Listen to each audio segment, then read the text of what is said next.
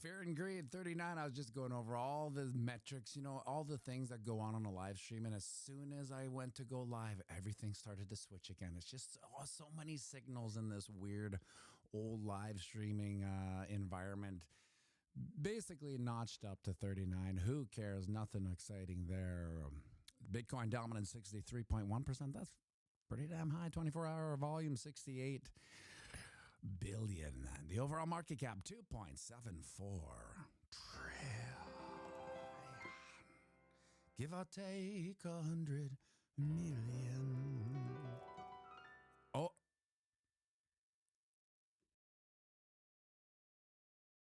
Sound. Another interesting thing. Unbelievable. Did I check the sound before I went live? Of course, because I knew it's been acting up. And then as soon as I go, it's like as soon as I go live, it rechecks. Look at this, the price thing. What is this doing here? Why would this price, see that what I'm doing here on this price? Oh, you can't see it, but this little price button here, it's what is it showing? This is unbelievable how this does this. No. Is it really a big deal that nobody sees the price? I think so. I think it's nice to see the price there. There we go. Thank you. 87K. Now we did have it's a pump for ants. I mean, we got out of this, I'm trying. TradingView is asking you to show how to just get out of here. We basically didn't make it out of this channel of Eternal Monotony. Now, I remember coming up with a channel of Eternal Monotony back in the Summer Bummer. And if there was ever a channel of Eternal Monotony, it was in the Summer Bummer from March till October. But this is another channel of Eternal Monotony. If I look at the movement here, basically nothing. Now, we did pump up. What I don't like is that if you can see back here, can you see back here? Yeah, you can. This is where we kind of petered out last time. And then what happens when you peter out in a channel like this is that you get punished to the downside, right? It's like, well, you think you're tough, you think you're bullish. Well, guess what? Get out of here. And it sends you back down. So I would like to see at least to get up and over this channel of eternal resistance at 88.4. You can see this heart. Maybe I'll move the heart over. This is where, until we hit this little green heart, there's nothing much to talk about, especially now, because we're in such market uncertainty. This is the funny thing. Like, I would say that in all the time I've been doing these videos, the market uncertainty now is probably 10x, even that of, like, say, the FTX debacle, because we knew what was going on. It was like when FTX was collapsing, we were like, well, this happens, because it was within kind of our control, so to speak, even though it wasn't in our control. We knew that over leverage and yielding and staking and all these, where's the yield coming? Where's the staking coming from? We knew when it unraveled, it was like, we knew this was coming. But for this, it's out of our control. It's like a secondary derivative of the market that affects us. So we are at the beck and call of what's going on in the TARD-FI. With the tariffs, with the uncertainty, gold going through the rough. Now in Canada, we say roof. And I know some people make fun of Canadians because they say that Canadians say a boot and oot and a boot. And I joke about that when I sing that one song. I can't remember what the hell the song is, but I always go oot and a boot. But I don't think we say oot and a boot. But maybe we do. I don't know. When I hear Canadian accents, they're usually over from Newfoundland. And they kind of talk like this, I guess. Maybe. Every time I try to do any impersonation, I end up talking like an East Indian. So I will, and if you don't know what an East Indian is, so the difference I think in America, people from India are just called Indians. I could be wrong. But in Canada, they're called East Indians. And now I know a bunch of East Indians, and they're always like, why do you guys call us East Indians?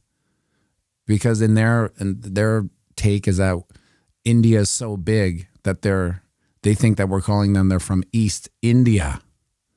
Anyway, it gets into the weeds a little bit. So we're losing 87K. No big deal. Will we come back to the dreaded 84? Well, if there's a storm chasing video takeoff, we would come back to 84. Look at this. This is what you call extreme fatigue and boredom, if I've ever seen it. It's hard. Like even when the price is crashing, at least there's a little bit of worry, anxiety, which does have like a secondary dopamine, serotonin, it's like a car crash. Ah, my God, we're going down again. Good morning, Randy Hipper. This stream will take you right to Randy's. You don't even have to touch anything. Once the stream's over, you can just go get a cup of coffee. Next thing you know, it'll pop up with Randy Hipper. Over on the Ding Dong, you can see we are just following this. This is the old triangle of neutrality that we broke bearish out of, right? So if we just extend those lines, we're going to respect them anyway. And here we are banging our heads. Now, just like on the Ding Dong, we on the daily chart, you got to be over the 200 moving average. If you're going to boast about Bitcoin, if you're going to try to convince people about the powers of Bitcoin, not that they know anything, but if you're trying to make an argument for it, you got to be over the 200 moving average, or what are you really talking about? Not that anyone that you would talk about Bitcoin would even know what a 200 moving average is. On the weekly, 2 green candles in a row. Wow. Now this is significant because outside of early March, we've basically been pretty darn bearish since our last local top here. Can you see that? Yeah, this last local top, 109. 1, 2, 3. This is indecision. This is a noisy little so-and-so. This weekly chart's becoming very noisy. Let's just call it 1, 2, 3, 4, 5, 6. 6 weeks. That's a month and a half of red. Bruce Mai, saying Indians and not Native American is not. No, see, I'm not talking about Native Americans. I'm talking about, East Indians means from India. Now we have, native Indians here, and I don't know what they call them anymore. It changes so fast. I can't even keep up. 2 up, 2 down. Just when we were getting excited, we had 2. Oh, you're excited? You think you're bullish? Get out of here. And they send you back down. And now we're up here. Is that what it is, First Nation? See, First Nation sounds familiar, but then there was like Aboriginal, and that wasn't something. Aboriginal Canadians. And then if you ask them, it's kind of like most of them have no idea that there's been such a fuss about the names. Now, some do. Don't get me wrong. I'm going to get out of those weeds. Look at this. The dollar index, the Dixie, breaking new lows. So this is significant because generally we go up when the Dixie goes down. And look at this. What is this? Is this the weekly chart from the Dixie? What is this? January 25th. We kind of peaked out here at 110. Let's go see where January 25th was on January. Yeah, this was right around our peak. So we were correlated with the Dixie going down, and then all of a sudden we, kind of found our bottom before the dollar index did. You can see there's a little more downward pressure here. The market hasn't opened up, so it'll be an interesting market open because there's a lot of shit going on this week with the Fed speakers. Now, who really cares about the Fed speakers? They're just going to talk some economic rhetoric. And what do they know, really? You would think that with 400 PhDs, like we're not talking low entry quants and economists here. We're talking about PhDs, but it's just like anything. Sometimes the more educated people are, the less they know because they're insulated from absolute reality. TRD Farmer, who is from Winnipeg, so he would know what I'm trying to get through the weeds. I believe Indigenous people is the new PC nomenclature. Indigenous people. Yeah, well, I feel like that might be full circle, like it was, and then it wasn't, and then kind of now it is, I suppose. I was thinking about, how we're going through election season here in Canada. It's like it's almost as exciting as the playoffs for hockey. Before I get into that though, you can see here we got rejected off the 23.6% fib, which is what we're getting rejected off. Now we haven't even gotten close to our real juicy metric for the bull market. And this is what we got. We've taken this picture. We've taken these pictures here. 38.2% fib, 91 now. If you haven't seen these videos and why I have these eyes and this arrow and this Bitcoin sticker here, is that traditionally in every bull market, we have a peak, we get rejected, and if we can't get past this level, 91K, 38.2% fib, we generally enter into, after a few months of denial, the bear market till we kind of accept we are. So I would like to get this. However, my knee-jerk attitude towards the next little while is it's kind of summer bummery. I don't see a lot of things happening. We're also coming up into, can you believe that in 2 weeks it's May? What the hell? It's like, where did April go? April was like maybe the fastest month of 2025 for me anyway. Like we're already at, what is it, April 21st? Yeah, TRD Farmer, the Pope died, and guess what? Klaus Schwab officially resigned from the WEF. Now this is what's interesting about Klaus Schwab. And it is my litmus test for how deep people are in the world, in the deep, dark world. So like sometimes I'm having a conversation with people and it comes, I will kind of spin off into the WEF when they're regarding certain politicians. And then now the two-step litmus test is first is them asking, what's the WEF? And now for everyone on this channel right now or in Bitcoin, we're well-versed with the WEF, the World Economic Forum. We all know what that is. We all know what that means. And we all know who goes there. And we all know what happens, what's happened, and what may happen due to this organization being around. And then the second litmus test is, Klaus Schwab. And I'll tell you this. I would say that if this conversation has come up 100 times, maybe less, 50. Well, let's just use 100 as a metric so we know. I bet you there's only been maybe one or two people that have said, oh, I know who Klaus Schwab is. So just think about it. Think about how early that metric is, that you can have conversations with people. And let me know if you've had conversations with people and you brought up Klaus Schwab, because what else are you going to do in polite social events but bring up Klaus Schwab? And if they've said, oh, yeah, Klaus Schwab, WEF, most people don't know that. And that's pretty amazing to me. That can be going on around everyone. So this, back to the political theater that we're going through here, is that a lot of people don't know that most of these politicians are members of the WEF. And for that reason alone, I've always said I don't want to be complicit in the illusion of democracy, because I really don't think there's much changing. I've always looked at countries as capos for the mob boss. And I would say that the mob boss right now, to a certain degree, is Donald Trump in America. And that's more or less the controlling family, crime family, because all governments are crime families. It's just framed differently. They have a way bigger monopoly on violence than any mob does. I mean, they're at the mercy of the mob, I suppose, but I believe they work kind of in concert with each other.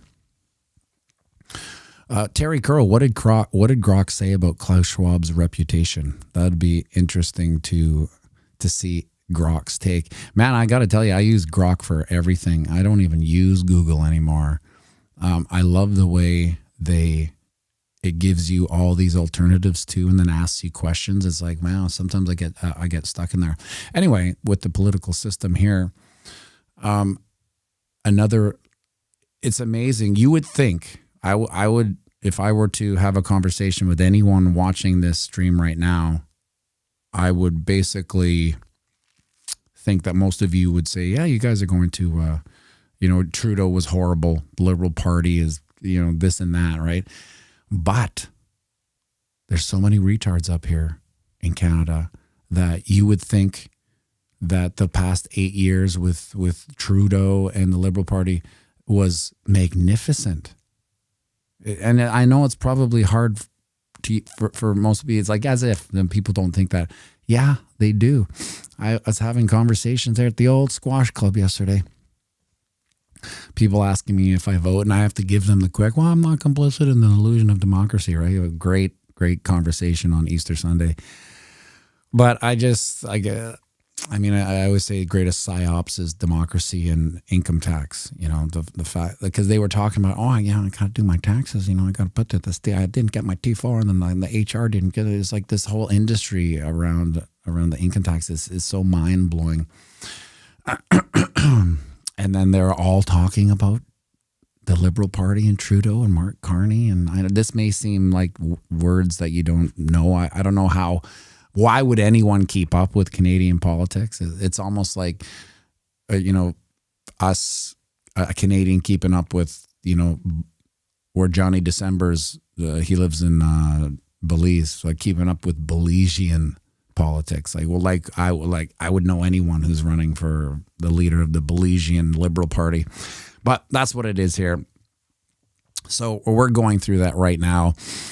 And the one take on it that I'm always super excited is that there's younger guys at the squash club that I play squash with, and they're like, let's say late 20s, early 30s, and they're in Bitcoin, but they've just dipped their toe, so to speak. But how great is it to be 28 or 32? They're kind of in that area, to have 2 cycles before they're 40, and I know from the metrics on this channel, basically it's like a 35 to 55-year-old male demographic, so to speak. So there are younger people, don't get me wrong, but the majority of the metrics on this channel is that age. So imagine being 28 and 32, having a little bit of exposure to Bitcoin and knowing that you have three cycles. Like, so when I think 3 cycles, God, I don't even want to say how old I'll be in 3 cycles, because I don't believe it myself. I don't even believe how old I am now, let alone how old I'm going to be in 12 years. But these guys, they're going to be 40. They're just going to be hitting it in their 40s. And a lot of them are professional now. And so whenever I'm talking to them, I'm always saying, like, who cares about your stupid career? They're all in there. And I'm an engineer. I'm a lawyer. I'm going to be a doctor. I'm like, okay. Well, so I always say this to doctors. I'm like, listen, go to the bank. The bank knows you're a doctor, whether, like, they're all in residency, they're younger, they're not full on doctors yet. It's like, listen, you can get anything you want from a bank. The bank will give you anything. Line of credit, blah, blah, blah, blah, blah, blah, blah, blah, blah. You make a ton of money even as a resident. They're like, we do not. I'm like, okay, how much money do you make as a resident?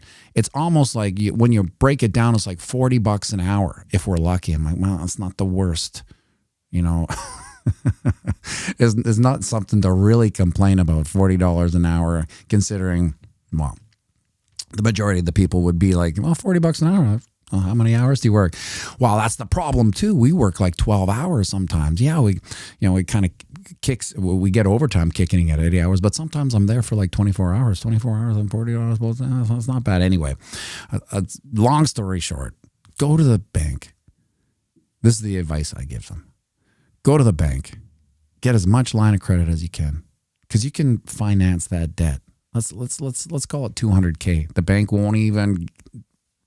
What? Oh, doctor, whoever, you want $200K line of credit? Done. And just put into Bitcoin and just facilitate the debt for 12 years. Just what's the minimum payment? What's the nut on this 200K line of credit? Okay, just facilitate it. And then in 12 years, they're kind of done. And then I have to break into and you're kind of done now, because basically in 12 years, how many doctors are there going to be with AI? And I always bring up AI because I feel like we don't know what we don't know about AI, especially for doctors. It's like doctors being the tip of the spear is going to be like humans driving. Like, I know there's pushback. Oh, I'm always going to drive. No, I don't think we will. And I don't think doctors are going to be the tip of the spear for the medical system. What would you rather have? Like a doctor's experience in a walled pharmaceutical garden, never doing any research because they're too busy. So they're almost, depending on the age they are, you can see where the window of knowledge and lack of evolution has occurred, because they're just too busy. It's not their fault. They're forced into running a business. They don't know how to run a business because they're doctors. So they've just been 8-10 hours a day, 6 days a week, facilitating flus and colds, and they're basically just pushing drugs all day. Anyway, this is so my escape hatch for these doctors are just imagine if you could, any of you listening right now, could just go to a bank and get 200K and just dump it into Bitcoin for the next 10 years and just pay the nut on it. What is it, $1,000? And yeah, $1,000 is a lot. Okay, but I'm just assuming that you have a job that can facilitate that debt. I would bet you that would be the best, the best investment anyone could make. D. Jenny from the blockchain. When Duke again? I know, isn't it sad? No Duke. See the thing I had is like at 100 likes, we get Duke out here. Now, we haven't had 100 viewers, let alone 100 likes in months. So I don't expect that to come close. And I don't really want to take the metrics down, because this is a good metric. I think it'll come back, but it'll take the price to he's reaching for the button, Bruce. So we all know that 100 likes get Duke. There's nothing much we can do, nothing much we can change on that. Oh, I just saw a bunch of likes come up. I just assume people like the video because they want Duke to come out here, but I guess people forget. I guess people do forget. We got a busy day here in Winnipeg. We're playing the Jets game, the pregame, and it's always insanity to see how many people are going. They're dressed head to toe in white. And I heard that the secondary market for these Jets tickets are like $1,300. And then so I'm sitting there with Kyle, and there's a bunch of people. It's this Hargrave market is like a picnic table-y, social. You know what they're trying to do. Everyone's sitting together. So I'm like, I asked the guy beside me, how much are tickets to this game? And he's like, well, we got a pretty good deal. We got $250 a ticket. Like, and these early 20s, these guys. So part of me thinking, well, you didn't pay for it. You probably got your mom or dad to pay for it. But let's just say they did pay for it. $250. Early 20s for a Jets game, to me, is insanity. And he said, that's for the second tier. I'm like, well, it's the second tier. Like it's the balcony. So I guess there's tier 1 and tier 2. And tier 2 was $250. So I'm like, well, what's tier 1? And he's like, well, it's $500. I'm like, God, get the hell out of here. $500. And I'm seeing all these people, thousands of people, are dishing out $250, $500. And then, of course, there's a secondary market selling them for $1,300. So some people are paying $1,300 for this Jets game. And like, I started thinking, what would I pay $1,300 for? And I'm like, if someone could maybe time travel me back to the 70s to watch like Led Zeppelin in its heyday, would I pay $1,300? No, I wouldn't even pay $1,300 for that, let alone a Jets game. So it's like, we talk about the recession, we talk about nobody having money, and then I see all these people dishing out this money. And of course, because I'm a sick, degenerate Bitcoiner, I'm like, man, why wouldn't you just put that into Bitcoin? If you have $1,300 to go to a Jets game, just put it into Bitcoin and watch it. Watch it. So the weird thing is that this Hargrave market is kind of like this community around the arena, owned by the same people that own the arena and the Jets and everything. But you can go there and pay like $15 to get in or something, and you can watch it on a million screens. But I suppose there's something that I don't get about the excitement of being in the arena. I used to get people used to take me to Jets games all the time back in the day when I was a little more fun. You know what I mean? Like I was always game for a Jets game because it always meant getting picked up, going up for dinner, getting free drinks at the Jets game, free drinks after, and then a ride home or whatever. That was always my deal. It's like, if you want to take me to the Jets, like I'm some prize to go to the Jets game. The thing is that people will have these expense accounts for Jets tickets, and then the thing will fall through. And then I'll be like the last second Johnny, hey, Matt, got a free ticket. Let's go. And I would go. But I would never, even when I'm sitting there, I'm like, man, people are paying $250 for that. And back in the day when I used to go, people were paying way more. Like we're talking 2011, 2015, the height of the Jets, like euphoria in Winnipeg. Because you have to remember, we lost our NHL team for a long time. I don't know, 15 years or something. TRD Farmer probably knows the stats on this. And then we got it back and all hell broke loose. It was like a rebirth of the city. But, my argument was I think the Jets are killing the city because they're so expensive that they're taking whatever's disposable income out of people's purses. This is the man purse right here with the zipper. And they're putting it into the Jets. And so what happened is that there was an initial kind of blow up of people going out for dinner and Jets and then drinks. And then as the money faded and the prices got more expensive, people would pick and choose. Well, we can't do both because these tickets are $750. So to go back to go out for dinner and have drinks, if you're a normal person, if you're not on an expense account, you have a job, are you really going out and spending $750 on tickets for you and your two friends, and then another $300 on drinks? That's $1,000. It's crazy to me, but maybe they are. Anyway, those days are over. No one takes me to the Jets games anymore, and that's fine. I wouldn't go anyway. Maybe that's the reason. When I stopped drinking, I was just the no guy. No, and it wasn't like I didn't. There was never me stopping the drinking because I needed to. I was going to die or something. It seemed dumb to me all of a sudden. I think I've said on the stream earlier that I shed my intellectual skin every 3 years. Every 3 years, something happens and I just change. And one of them was just, this is stupid drinking. What the hell am I doing? And now it was stupid for me. If it's working for you, it's fine. I don't care. But so what came along with not drinking is seeing everything for what it is. It's like, well, if I'm not, I didn't even like the Jets game when I was, blackout drunk. So how am I going to like the Jets game when I'm stone cold sober? And the truth is I wouldn't. So it took care of a lot of things. I was just the no guy. Hey, you want to go here? No.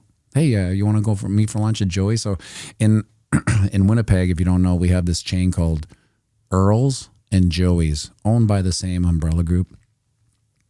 And they got they're known for, they used to have like pretty waitresses and bartenders back when that was a thing. They would have like top-notch model-esque. And in Winnipeg, you got to remember, 15 years ago, it was the supermodel capital of the world. The city was crazy.